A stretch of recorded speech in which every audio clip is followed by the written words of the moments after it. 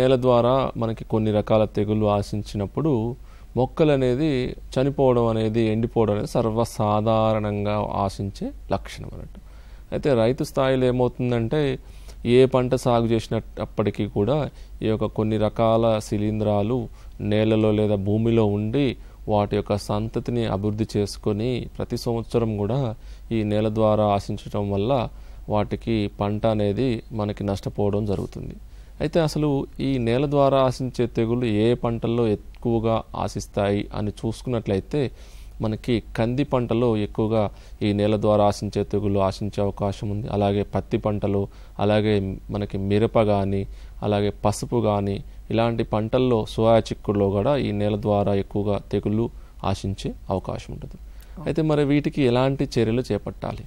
మనము 1 ఎకరమా 2 ఎకరాల 10 ఎకరాల్లో ఈ యొక్క నేల ద్వారా ఆశించే తెగులు గమనించినట్లయితే ఏం చేయాలి అనే విషయాలు చూసుకున్నట్లయితే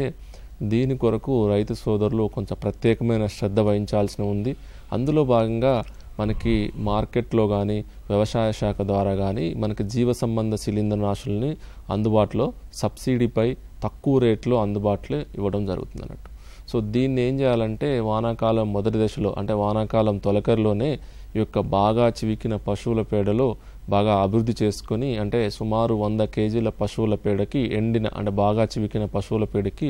2 నుంచి 3 కిలోల ఈ సూడోమోనాస్ ఫ్లోరిసెన్స్ లేదా ట్రైకోడర్మా ఆస్పెరిలం లేదా బ్యాసిల్లస్ సబ్టిలిస్ వంటి జీవ శిలీంద్రనాశులను మంచి ల్యాబ్ నుంచి తీసుకొని చెట్టు నీడన బాగా చివికిన పశువుల పేడలో మనకి బాగా కలుపుకోవాల్సిన అవసరం ఉందన్నట్టు. సో దాని మీద కొంత ఈ యొక్క నీళ్లు వెదజల్లేసి తట్టు సంచిని మంచిగా తడిపి దాని మీద వేసి సుమారు 15 రోజుల పాటు ఈ యొక్క ఈ ట్రైకోడర్మా మందును అంటే జీవ సంబంధమైనటువంటి శిలీంద్రనాశుల్ని పశువుల పేడలో కానీ వర్మీ కంపోస్ట్లో కానీ అభివృద్ధి చేసుకొని మనం పంట వేసే ఆఖరి దుక్కిలో చల్లుకున్న తర్వాత పంట వేసుకున్నట్లయితే ఈ